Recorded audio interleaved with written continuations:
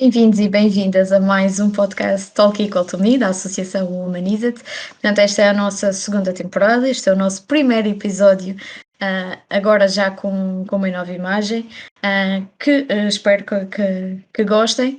A ideia é que isto seja também um bocadinho mais interativo e que de facto chame também mais a atenção para que as pessoas também assistam aos podcasts e reflitam connosco estes temas. E para começar esta segunda temporada, temos aqui a nossa primeira convidada, a Inês Mel. Antes de mais, agradecer pela disponibilidade e por aqui estar. E vamos falar nada menos, nada mais do que saúde sexual feminina. Um bocadinho no geral, mas especificamente mais na feminina, por razões que também vamos discutir mais daqui a bocadinho. Discutir, entre aspas. E portanto, só aqui para apresentar um bocadinho a Inês. Portanto, a Inês é natural de Santa Maria da Feira, é psicóloga júnior e aluna da especialização avançada em Sexologia Clínica. Desde muito cedo que se interessou pela área da sexualidade e das relações afetivas, razão pela qual utiliza as redes sociais para desmistificar a sexualidade, desconstruir tabus e ajudar a promover relacionamentos saudáveis. Portanto, vocês têm acesso também ao Instagram dela aqui através do nosso template. Portanto, podem depois também seguir nas redes sociais e acompanhar aqui o magnífico trabalho que a Inês também tem feito na promoção destes temas. E olá, Inês!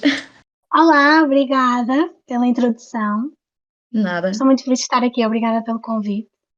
Obrigada a nós. É bom para nós que tenhas aceito e que tenhas esta disponibilidade, porque de facto é um tema que acho que hoje em dia faz cada vez mais sentido abordar e que sinto que ainda é um bocadinho tabu em alguns sítios. Mas isto é a sensação que eu tenho. O que é que tu achas? É, sim, sem dúvida que falar de saúde sexual e da sexualidade no geral ainda é muito difícil para algumas pessoas, por variadíssimas razões. Mas sim, ainda é um tabu e precisa de ser desmistificado, precisa de ser falado, precisa de ser conversado. Principalmente, como já disseram, a saúde sexual da mulher, sim. O que é isto da saúde sexual? Se calhar vamos tentar Sim, começar a vamos começar por desmistificar aí. por aí. Sim, é importante refletir que a saúde sexual não é só a ausência de uma disfunção, porque as pessoas muitas vezes associam isso. Portanto, a saúde sexual está relacionada com disfunção sexual. E também está, mas não só. Portanto, a saúde sexual tem também muito a ver com o nosso prazer, não é? Se temos uma boa relação com o nosso corpo, o respeito pelas práticas sexuais, pelas nossas próprias práticas e pelas práticas sexuais do outro, se temos um bom relacionamento sexual com o nosso parceiro, no caso de estarmos a falar de relacionamentos. Portanto, isto tudo faz parte, a nossa liberdade sexual também, isto tudo faz parte da saúde sexual. E é muito à volta destas temáticas que ainda há dificuldade em compreender que é preciso falar de saúde sexual. Porque a saúde sexual não é só se está tudo bem com o meu órgão sexual, não é só se está tudo bem com o meu funcionamento sexual. É também falar um bocadinho disto, da liberdade, do prazer, da compreensão, da exploração do corpo, tudo isto faz parte da saúde sexual. E que não é vivenciado da mesma forma para mulheres e para homens. Não, não, sem dúvida que não, sem dúvida que não. Aliás, é tão diferente que chega a ser mesmo, chegam a ser opostos. Enquanto que no homem há muito aquela ideia irrealista de que o homem tem que estar sempre pronto para a relação sexual, que o homem está sempre firme e hirto, que não rejeita a atividade sexual com nenhuma mulher, se estivermos a falar de relacionamentos heterossexuais. Portanto, o homem é como se fosse aqui um macho latino. Portanto, há aqui um mito do macho latino que faz com que o homem sofra uma grande pressão, e esta pressão irrealista leva a um grande desconforto em relação à sua própria sexualidade, e pode mesmo levar a disfunções sexuais. O homem também tem ansiedade, também tem stress do trabalho, o homem também pode estar numa fase menos boa do seu relacionamento com a parceira ou com o parceiro. Ou seja, quando estes fatores estão presentes e o homem não consegue levar a cabo a performance sexual da forma que a sociedade exige que ele leve a cabo, cria aqui muito conflito interno. Então, mas será que eu estou a ser menos homem? Será que se passa alguma coisa comigo? Pois deve E é ser um uma pressão e uma frustração enorme, eles terem que constantemente sentir que têm que estar sempre preparados e que não podem dizer que não. sim, exatamente. E depois ainda mete a componente, do dar prazer. Então e se eu não estou a dar prazer, o que é que está a acontecer? Será que estou a ser, menos homem porque não consigo dar prazer ao meu parceiro ou à minha parceira? E estas expressões, que não são faladas, são implícitas, através de pequenas frases que se vão dizendo. Então, mas ele não quis fazer sexo contigo, então, mas ele se calhar deve ser impotente. Ou qualquer coisa deste género que é implícito e hum, que se vai metendo nas conversas. Isto tudo depois perpetua aqui este mito do macho latino. Com as mulheres é totalmente diferente. Com as Pois. mulheres, sim, com as mulheres há aqui, um outro mito associado, que eu li há pouco tempo, agora não me recordo onde é que li nem onde é que vi, mas que me fez todo o sentido e que até é importante até refletirmos, não sei se te faz sentido a ti, mas depois, que é o mito da santinha safada, que Sim, é, sim, sim. um mito que diz que Santa Santa na rua. exatamente. E safada, exatamente. Yeah. Que é a mulher não pode gostar muito de sexo, porque se a mulher gostar muito de sexo, vão-lhe chamar nomes feios. E se a mulher gostar pouco de sexo, também se desinteressam dela, não? Também não tem interesse. Isto é um paradoxo difícil ou impossível de atingir. A mulher não é assim. A mulher tem tanto desejo sexual como qualquer outra pessoa, como qualquer homem. E a mulher é muito ensinada a ser recatada, não se mexe. Ensinamos às nossas meninas que não se mexe no pipi, fecha as pernas, e não se mexe, é sujo, é feio. E depois a mulher cresce, e aprende que a sua vulva, né, o seu órgão sexual, é feio, é mau, não se mexe, não explora no seu próprio Pois, corpo. e há até mesmo Um, pudor em fazer masturbação, porque acham que é uma coisa completamente errada e anormal. Exatamente, exatamente, exatamente. A masturbação masculina é amplamente aceite, não é? É quase como um dado adquirido, e a masturbação feminina é muito tabu. As mulheres não podem mexer, não podem explorar. E há muitas mulheres em Portugal e em todos os países que não conhecem o seu clitóris, nunca exploraram, nunca se masturbaram e não conhecem a sua anatomia.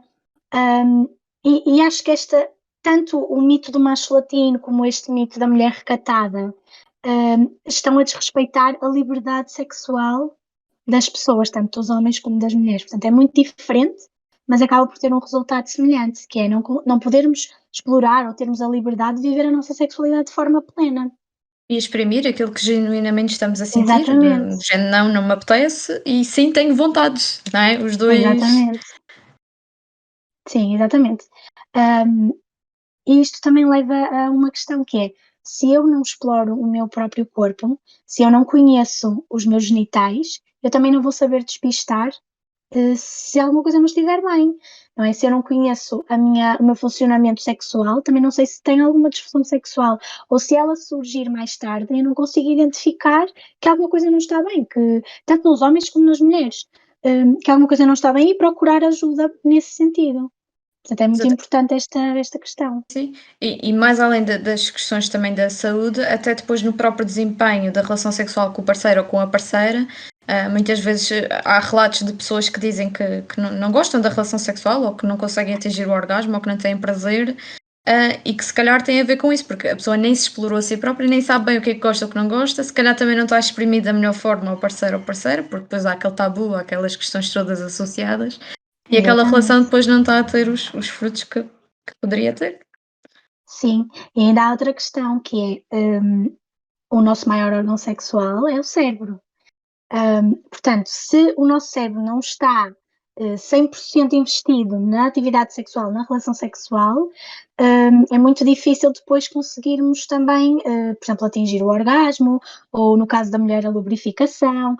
Portanto, quando nós temos estes tabus, estas crenças enraizadas relativamente à sexualidade, que eu não posso gostar, que que eu não posso querer, não posso iniciar, também há muito essa, não posso iniciar uma relação sexual, é o homem que inicia.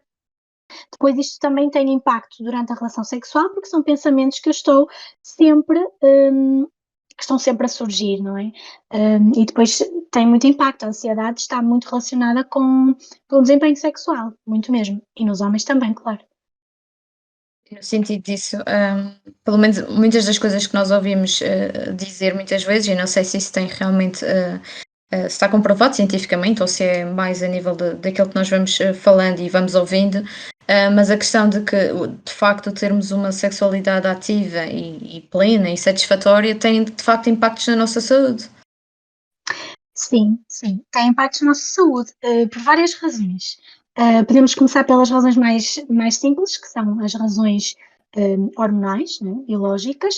Portanto, quando nós estamos numa atividade sexual, mais propriamente no orgasmo, há muitas hormonas que são libertadas pelo nosso cérebro, a serotonina, endorfinas, a oxitocina, que é uma hormona que está muito relacionada com sensações de bem-estar, até sensações de ligação ao parceiro.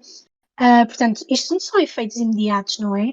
Destas hormonas que se libertam e que nos dão uma sensação de bem-estar, de prazer, de felicidade, mas depois tem outros efeitos também que se vão prolongando ao longo dos dias ou ao longo de algum tempo, que é a sensação geral de bem-estar emocional, portanto, emocionalmente há uma estabilização, há um sentimento de bem-estar emocional e psicológico também. E depois, a atividade sexual está muito relacionada também com o aumento da autoestima, da confiança, da relação que temos com o nosso corpo. Portanto, uma vida sexual, uma atividade sexual prazerosa, satisfatória, leva-nos também a um aumento da nossa autoestima e da nossa autoconfiança. E isto acaba por ser um ciclo vicioso. Porquê? Porque já ouvimos várias vezes, não é? As pessoas a dizerem que quanto mais se faz, mais se quer fazer. Isto é muito dito. Sim. Então, porquê que isto acontece? Porque se eu tenho uma vida sexual satisfatória, prazerosa, vai aumentar a minha autoconfiança. E a minha autoconfiança também está muito relacionada com a minha vontade para eu iniciar uma prática sexual. Portanto, se estou confiante com o meu corpo, se estou confiante com o meu relacionamento, no caso de ser um relacionamento, se tenho autoestima, isso tudo também influencia a minha vontade para iniciar uma relação sexual. Portanto, isto está muito relacionado. E depois há outros efeitos, como, por exemplo, a redução do stress, também faz dormir melhor, porque há um relaxamento muscular. Isso tudo está muito Só relacionado. vantagens. Sim, Há uma coisa que também se diz muito, e sobretudo mais para as mulheres, pelo menos nunca ouvi ao contrário, que é, há muito aquela coisa que quando uma mulher está muito mal disposta, nós dizemos logo, aquela tem falta de sexo, aquilo não, hoje não está muito bom. Há realmente de facto aqui alguma relação, ou poderá haver alguma relação?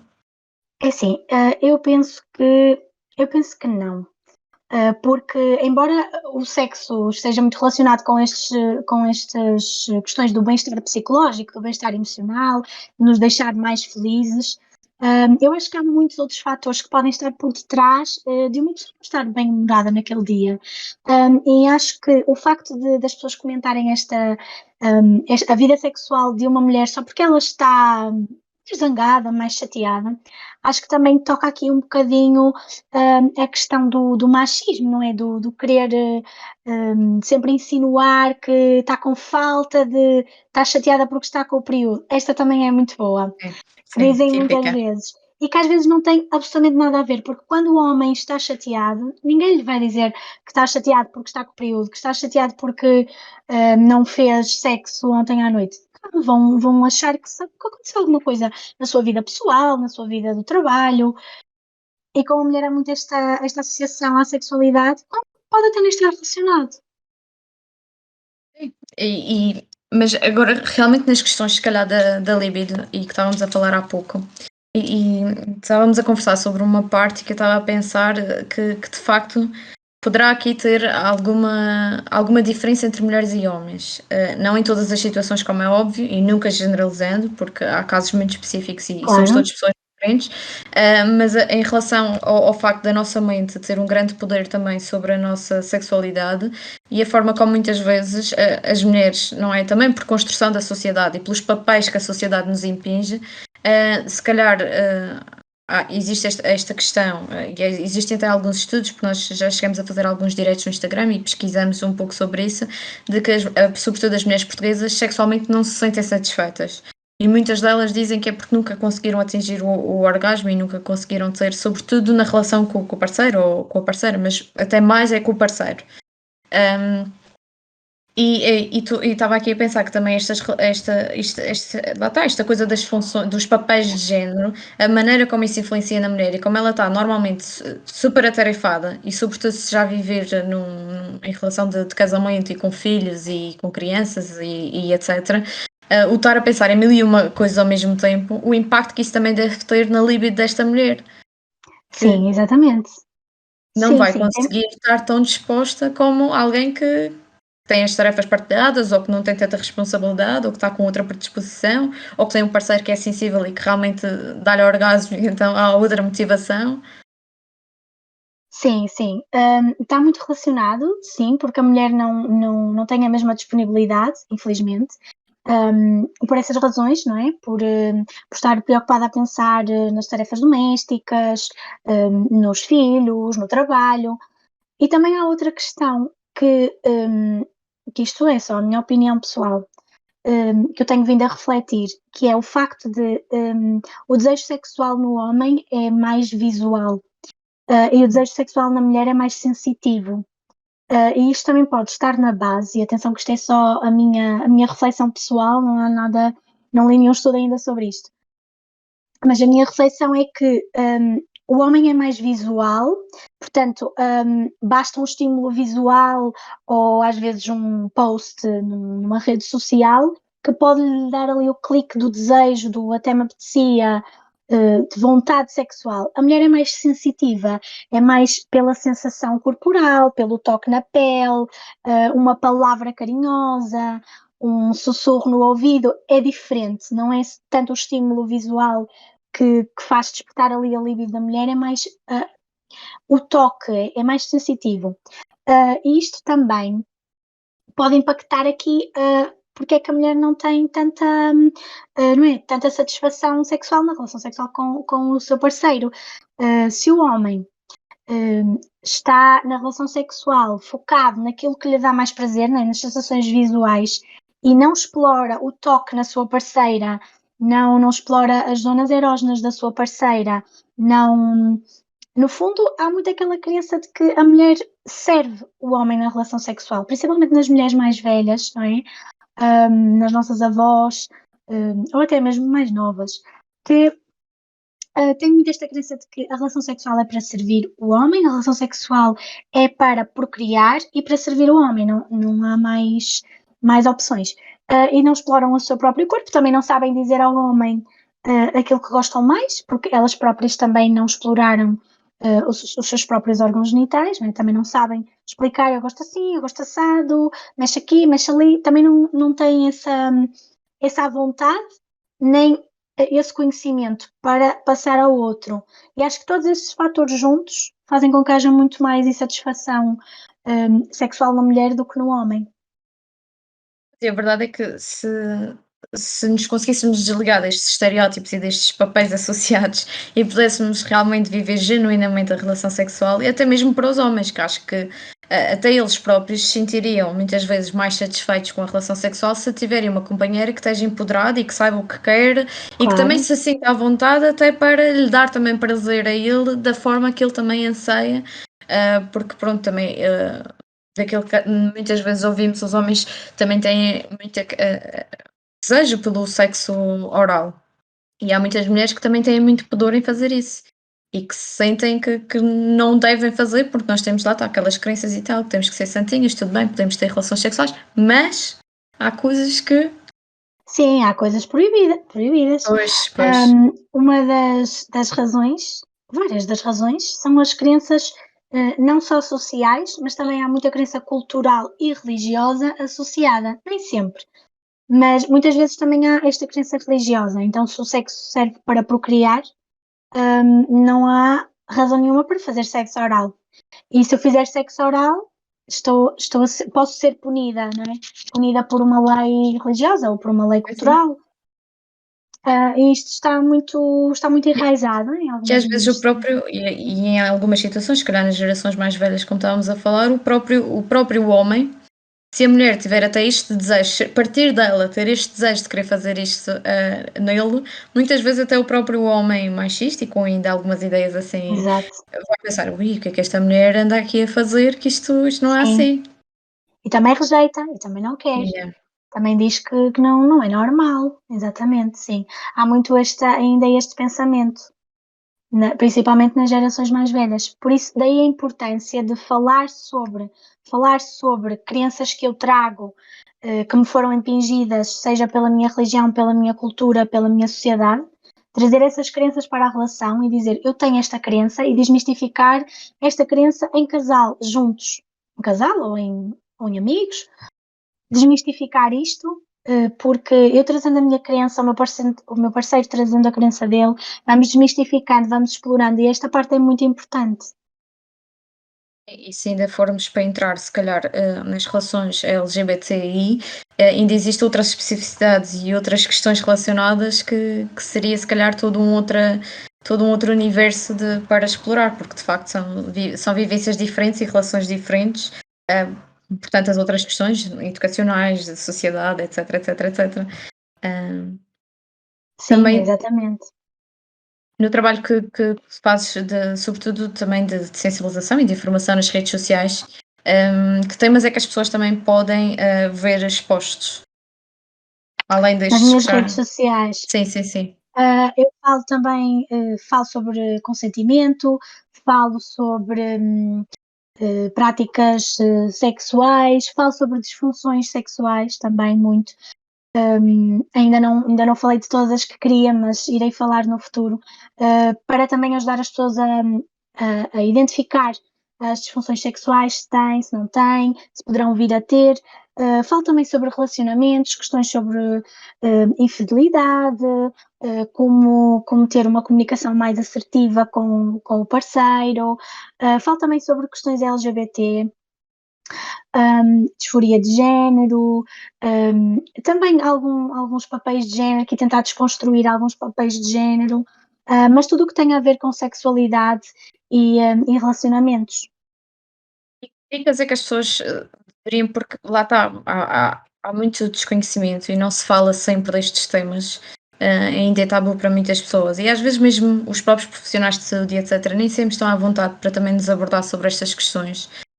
Ou as próprias pessoas não estão à vontade também em se expor dessa forma, e depois, se calhar, há aqui problemas depois graves que se vão perpetuando e que, quando descobrimos, já estão num extremo, pronto, que já é mau, não é? Que já não volta Sim, sim. atrás. Sim, e para além disso, uma das coisas que eu pretendo sempre abordar no meu Instagram, na minha página, é desmistificar o tabu de falar sobre.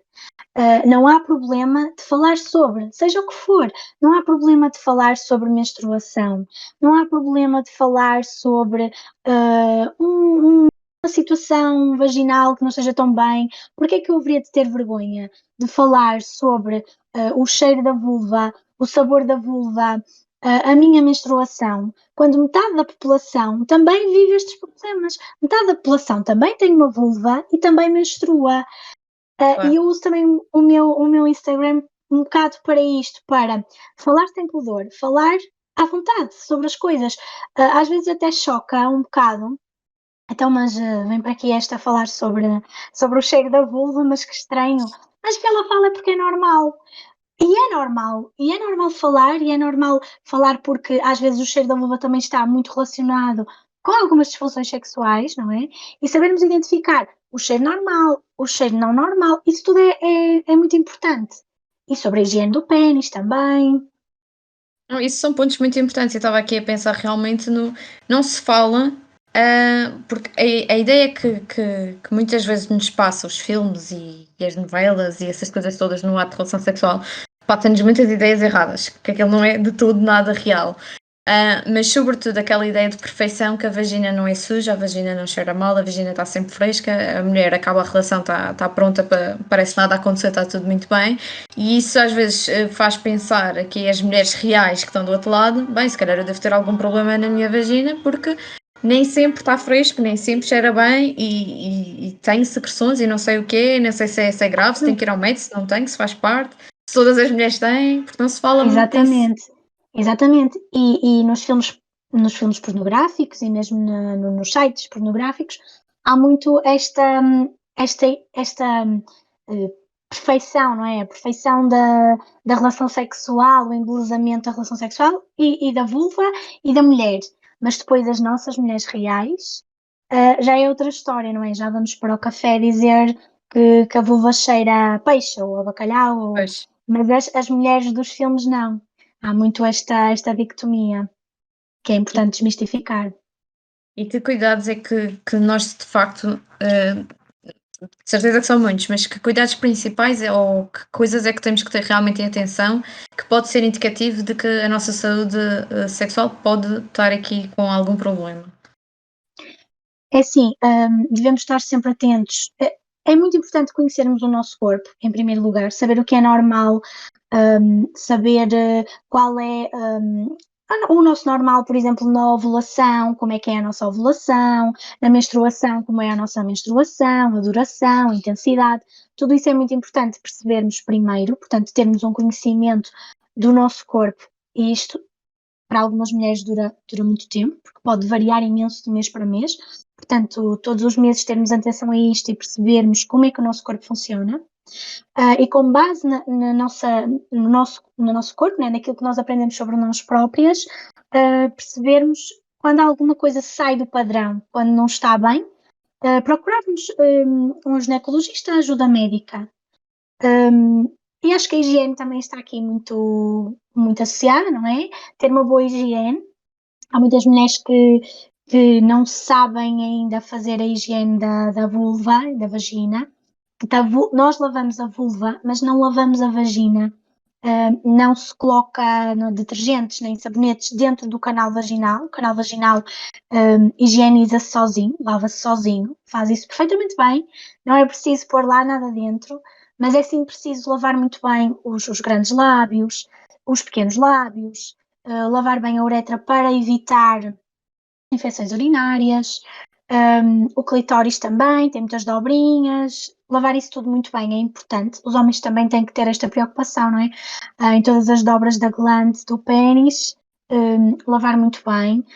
Nos homens há um indicativo de que não está bem, não está bem lavado, não é? Que são aquelas secreções brancas. Isso também é muito importante dos homens conhecerem, e os nossos adolescentes também conhecerem e perceberem e fazerem uma correta higiene do seu órgão sexual. Mas para além da higiene, é também importante ter práticas, não é? Se nós queremos ter uma boa saúde sexual, também temos que ir buscar essa saúde sexual a outras coisas, como já falamos, a conversar sobre as nossas crenças, sobre os nossos tabus, perceber o que é que as outras mulheres fazem, o que é que as outras mulheres também sentem, para os homens também perguntar às mulheres o que é que as mulheres, qual é a melhor forma de lhe dar prazer, não? Aquilo que lhe dá mais prazer. Isto tudo é muito importante. A atividade física também está muito relacionada. Isto é tudo muito importante. Sim, são vários aspectos a ter em consideração no nosso dia a dia e sobretudo a comunicação, não é? A comunicação é ali o Comunicação. fator-chave. Comunicar, comunicar, comunicar. Comunicação, sim, comunicar nunca é demais, nunca é demais. Comunicar antes, depois, durante, quando as pessoas acharem pertinente. Mas comunicar, porque se não comunicarmos, o outro não vai mudar. Se não dissermos ao outro o que é que não está bem, se não dissermos ao outro o que é que gostamos, o que é prazeroso, não vai mudar. E é preciso mesmo comunicar estas coisas. Exato, por isso é que é importante realmente a educação, não é? A educação para a sexualidade e desde cedo passar a mensagem de que podemos chamar as coisas pelos nomes, não é? Isso é outra questão que existe muito, Sim, nunca dizer as coisas pelos nomes. É a coisinha, é a florzinha, é aquele floreado todo em volta do órgão sexual, porque lá está, é este tabu e este pudor em dizer, parece que é uma Sim, coisa sim. assim Sim, pecado. exatamente. E portanto é importante também chamar as coisas pelos nomes e realmente procurar ajuda e conhecer o nosso corpo e não ter medo de falar com outras pessoas e até lá está, às vezes em conversa com outras mulheres, se nós falarmos de alguma situação específica, se calhar elas também estão a passar pelo mesmo e nós aí já percebemos o que é que pode ser, realmente ser normal, o que é que pode não ser normal. Troca de Exatamente. experiências é fundamental. Exatamente. O que é que tu sentes sobre aquilo que é a realidade das mulheres hoje para as mulheres que eram antigamente? Já existem, sentes que já existem diferenças a falar destes temas e a lidar com o próprio corpo? Sim. Eu acho que nos últimos anos houve um boom de procura de informação. Acho que o ponto-chave é mesmo este, foi um boom de procura de informação. As redes sociais ajudaram imenso. Há muitas profissionais, da área da sexologia a, direcionarem-se para mulheres, a falar com mulheres, a informar mulheres, e há também uma maior, oferta nas escolas de educação sexual. Acho que tem havido uma maior procura, de informação nesta área em Portugal. E depois há uma questão que é, o movimento feminista tem se intensificado imenso nos últimos anos, o que é ótimo. Eu acho que não podemos falar de empoderamento sexual sem falar de empoderamento, de género, não é? Do empoderamento da mulher. E acho que, o feminismo, este movimento crescente do feminismo tem-se vindo a associar muito também ao empoderamento sexual e ao conhecimento sexual e à exploração do corpo da mulher. E há muitos homens que já começaram a compreender isto também e a informarem-se sobre isto. E acho que a mulher de hoje, não é? A nossa geração, é muito diferente da geração dos nossos pais, por exemplo, ou dos nossos avós. Sim, acho que tem havido uma grande melhoria nos últimos anos. É verdade. E ainda bem que assim é. Se bem que podemos também estar aqui, ou seja, haver depois também aqui um extremo, não é? Porque é verdade que já não temos os mesmos desafios, os mesmos preconceitos e se calhar os mesmos tabus que os nossos avós e os nossos pais tinham antigamente, mas temos aqui novos desafios e novas problemáticas que também já existiam antes, mas que agora também vão sendo mais abordadas. Tem a ver com a questão do consentimento, que é algo que temos falado muito hoje em dia, Imenso. a questão das relações casuais e o cuidado que é preciso ter por causa das doenças sexualmente transmissíveis, porque a verdade é que os nossos jovens e as nossas jovens têm toda a informação a dispor, mas nem sempre estão realmente sensibilizados e têm o cuidado para se protegerem também nas relações de intimidade, e que depois também traz consequências, não é? Sim, sim, exatamente. Daí a importância da educação sexual nas escolas. A educação sexual, na minha perspectiva, mais uma vez, no meu ponto de vista, devia começar, muito mais cedo que aquilo que começa e devia ser muito mais intensiva do que aquilo que é. Eu, quando andava no ensino secundário, eu tinha uma aula por ano de educação sexual e isto não é nada e não tira dúvidas. Uma aula de 1 hora ou de 50 minutos não tira as dúvidas, primeiro porque não temos, com 16, 17 anos, não temos a vontade para perguntar. Nem sequer sabemos muito bem aquilo que queremos perguntar porque não percebemos muito do que está a acontecer. Eu acho que a educação sexual devia começar muito mais cedo nas nossas crianças, de uma forma, obviamente, adequada à idade delas, mas devia começar no consentimento, exatamente no consentimento, porque há muitas crianças que não entendem consentimento, porque também nunca lhes foi ensinado consentimento. Uma criança que vai dar um beijinho na outra criança e a outra não quer. E é aqui que nós temos que começar. Ensinar às nossas crianças que se a menina não quer um beijinho, não recebe um beijinho. Um, e depois fazer isto de forma intensiva, não é? Até serem adolescentes e adultos. Eu acho que isto passa muito pela educação sexual. Eu até, quando andava no ensino secundário, tenho uma história que nunca contei na minha página, mas vou contar aqui. Que eu tinha uma professora, um professor, não queria muito especificar, de moral, que nos deu uma aula de educação sexual. E nessa aula estava a falar sobre a perda da virgindade, que era uma coisa muito importante, que devíamos ter atenção, com quem é que perdíamos a nossa virgindade.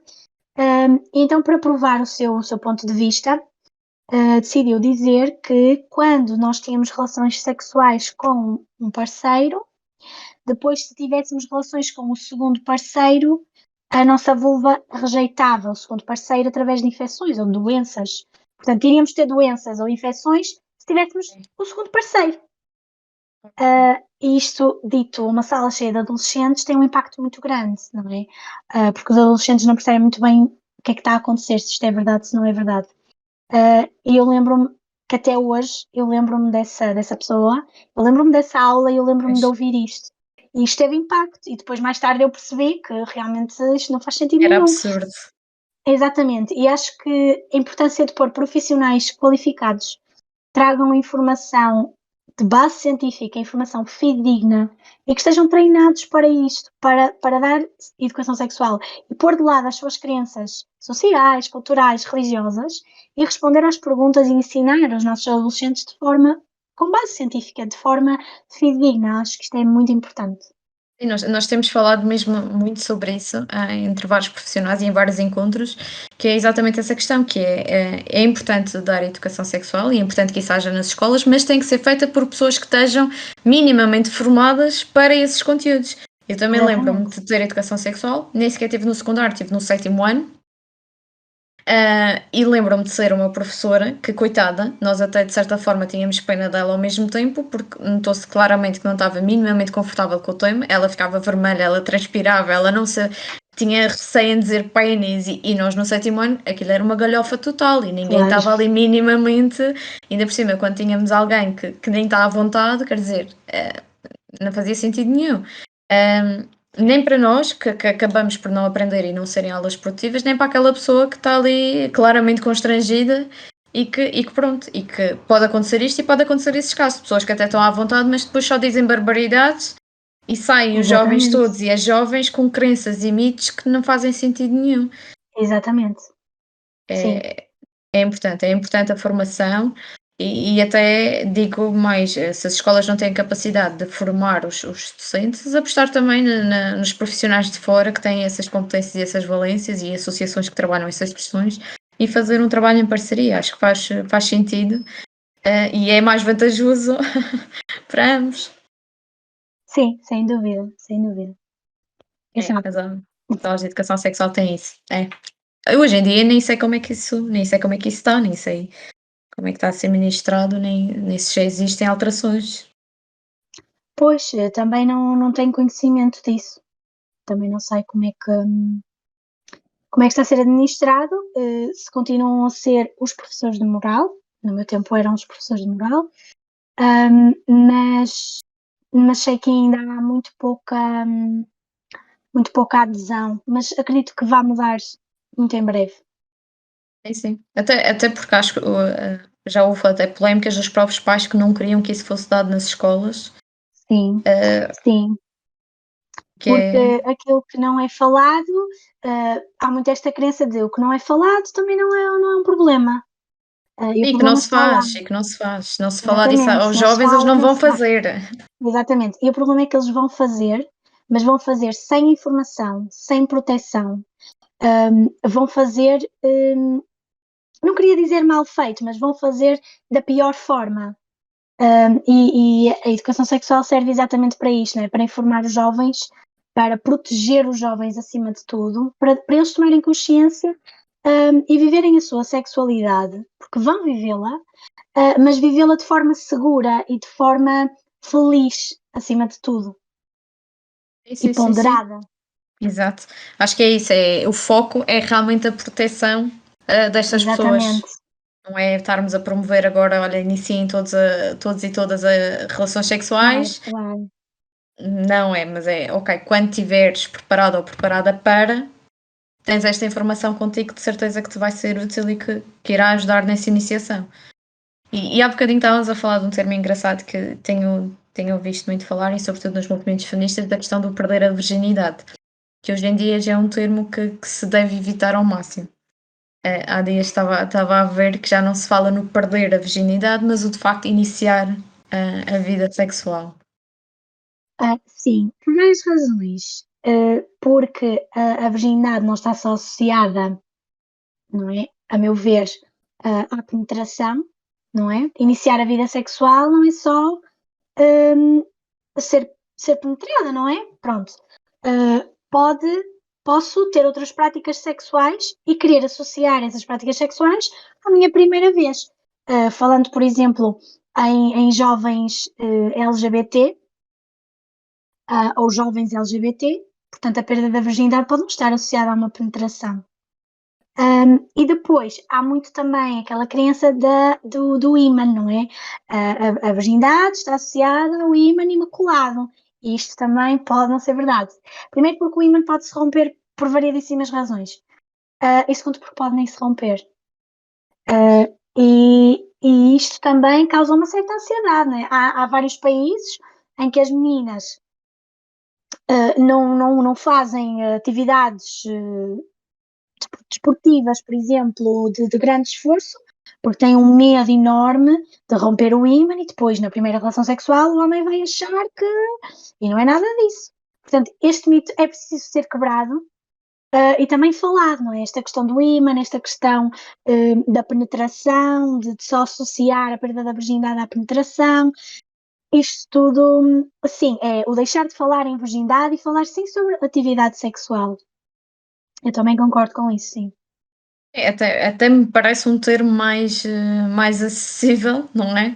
E mais Sim, moderno, porque essa coisa da virginidade a mim faz-me sempre lembrar esta questão lá está da mulher imaculada que está a dar uma coisa claro, poderosa e sagrada a um homem e que tem toda uma importância, não sei mais o quê, exatamente. não sobre a mulher, para o parceiro sexual que vai escolher, que é uma coisa assim, não Exatamente, nos coloca em exatamente. pé de Ainda tem mais igualdade. essa questão.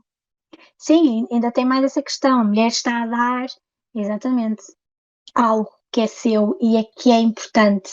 E isto também causa muita ansiedade nas jovens, nas adolescentes, do ter que dar para alguém especial. Ai meu Deus, isto causa muita ansiedade também. Um, e precisa de ser falado, sim, sem dúvida.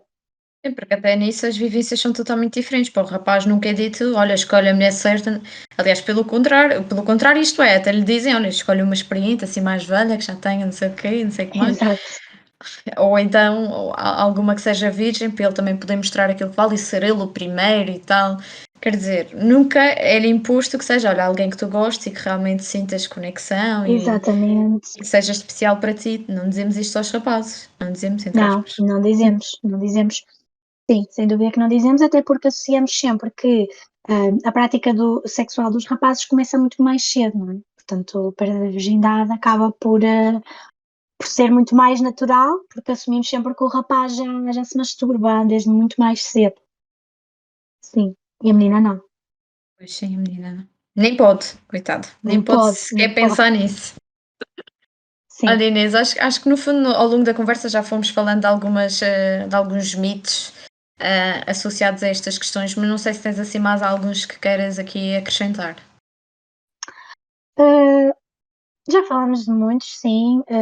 Há vários mitos. Há o mito também de, por exemplo, que a vagina larga, se tivermos muitos parceiros sexuais ou se tivermos uma frequência sexual muito grande, que a vagina larga, este mito também está aqui muito presente naquele machismo da mulher que tem muitas relações, ficou larga, já não presta. Isto não é verdade. A vagina é um músculo que tem a capacidade de alargar durante a atividade sexual e depois volta, obviamente, ao seu tamanho original. Claro que há exceções, não é? No parto ou alguma cirurgia, mas isto também é um mito que está muito associado a esta ideia da mulher que, não é? Que Não tem muitas pode ou relações não deve sexuais. ter. Acho que isto também é um mito que humilha e que reprime, não é? A vida sexual da mulher. Há muitas também esta ideia. E depois há muitos mitos relacionados com a menstruação, por exemplo, que agora já caíram muito em desuso, mas que em alguns países ainda estão muito presentes, que é a mulher menstruada não pode bater natas, a mulher menstruada não pode fazer bolos, a mulher menstruada não pode Lavar o regar as cabelo. plantas, lavar o cabelo, exatamente. Sim, e há muitos países em que isto acontece. Em Portugal, já raramente ouço coisas deste género, mas há muitos países em que isto ainda está muito presente. Meninas, por exemplo, na Índia, na Guiné, no Suriname, meninas que ainda acreditam muito que quando estão menstruadas não podem ir à cozinha, ou se um homem vê o sangue menstrual, que algo muito terrível vai acontecer, ou vão ficar inférteis. São estes mitos que ainda humilham, que ainda reprimem, que fazem com que a mulher veja a sua menstruação e a sua vulva e o seu órgão sexual como algo sujo, como algo mau. Por acaso tenho só uma dúvida em relação a isso, eu até já falei, houve um grupo de mulheres que eu até expus esta dúvida e elas na verdade nem nunca tinham ouvido falar nisso, mas a verdade é que eu ainda ouço muito isto, que é quando estamos com o perigo não devemos apanhar sol. Não sei se já ouviste isto, Nunca ouvi, se isto tem nunca tinha alguma ouvido. pois, supostamente dá manchas na pele ou coisas assim do género. Nunca tinha ouvido, mas se tivesse que apostar, apostaria mito. Pois, Mas também não quero estar a dizer que não faço certeza porque nunca ouvi. Mas apostaria mito, porque parece-me do género do não lavar o cabelo ou não comer gelado, também já ouvi essa. pois eu cresci a ouvir sempre isto e na minha família tem esta questão das manchas por causa do sol, não sei o quê, e uma pessoa ficou sempre na dúvida, eu fiquei quando estou com o perigo confesso que acabo por isso está tão enraizado em mim que acabo por ter algum Sim, cuidado acaba com por ter medo que algum isso seja cuidado. mas depois já Sim, falei com outras mulheres que nem tinham nunca ouvido, não, falar não, nisso. nunca ouvi falar. E vou para a praia, Pois, quando estou menstruada e apanho sol e está tudo bem. está tudo bem? Boa. Ok, bom. Portanto, há realmente aqui muitos mitos associados a estas questões que é impressionante a quantidade de informação que nós vamos recebendo e que mesmo hoje em dia, com toda a tecnologia disponível, nem sempre esta informação está clara e está evidente e ficam sempre algumas dúvidas em relação a estes temas. Sim, sem dúvida. Fica sempre algo por dizer. Bem, eu acho que de certa forma cumprimos com o nosso planeado, digamos assim. Foi uma boa conversa, Inês. Muito obrigada Obrigada. mais uma vez pela tua disponibilidade. Não sei se queres acrescentar alguma coisa ou sobre a tua página mesmo ou sobre o teu trabalho. Não, acho que está tudo dito. Obrigada pela oportunidade. Foi a minha primeira experiência assim em podcast. Estou muito feliz, obrigada. Olha, espero que tenhas gostado. E obrigada porque acho que realmente foi importante abordarmos isto. Penso que alguma coisa há de chegar e nem que seja algum destes mitos, que haja mais alguma mulher que, tal como eu, a partir de hoje saiba que, pronto, que pode ir à praia à vontade, que não vai ficar com manchas na pele e que vivam relações sexuais mais saudáveis e mais igualitárias e consentidas e com todas as coisas que são importantes para realmente haver aqui uma boa saúde sexual. Sim, sem dúvida. E pronto, e sigam a página da Inês. Não sei se o Francisco me consegue ajudar, eu não sei muito bem onde é que isso está situado, mas está a aparecer aqui a página do Instagram, portanto sigam e acompanham o trabalho. Ok, boa, pronto, está por baixo da câmara, portanto já sabem. Ali, exato, ali. Ah, e pronto, e cá estaremos para o próximo mês, para o nosso próximo podcast, portanto fiquem connosco e obrigada. Obrigada.